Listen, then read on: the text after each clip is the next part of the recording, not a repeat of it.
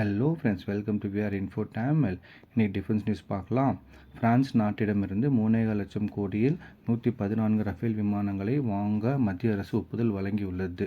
மத்திய பாதுகாப்புத்துறை அமைச்சர் ராஜ்நாத் சிங் தலைமையில் நேற்று நடைபெற்ற பாதுகாப்புத்துறை கொள்முதல் கவுன்சில் DAC கூட்டத்தில் 114 ரஃபேல் விமானங்களை வாங்க ஒப்புதல் அளிக்கப்பட்டுள்ளது.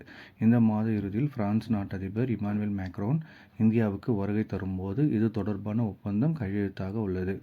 பிரான்ஸ் நாட்டைச் சேர்ந்த தசோ ஏவியேஷன் நிறுவனத்திடம் இருந்து ஏற்கனவே வழங்கப்பட்ட 36 ரஃபேல் விமானங்களை இந்திய விமானப்படை பயன்படுத்தி வருகிறது.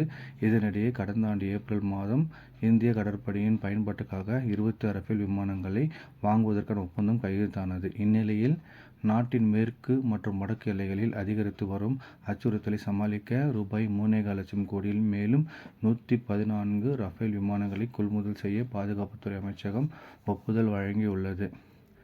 இந்த ஒப்பந்தத்தின் கீழ் 18 ரஃபேல் விமானங்கள் பறக்கும் நிலையில் வழங்கப்படும் என்றும் மீதமுள்ள 96 விமானங்கள் மேக் இன் இந்தியா திட்டத்தின் கீழ் உள்நாட்டிலேயே பொருத்தப்படும் என்று தெரிகிறது.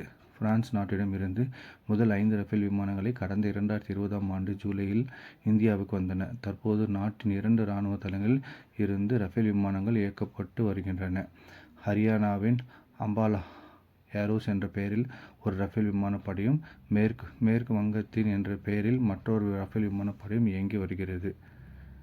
Thank you friends. Please like, share and subscribe.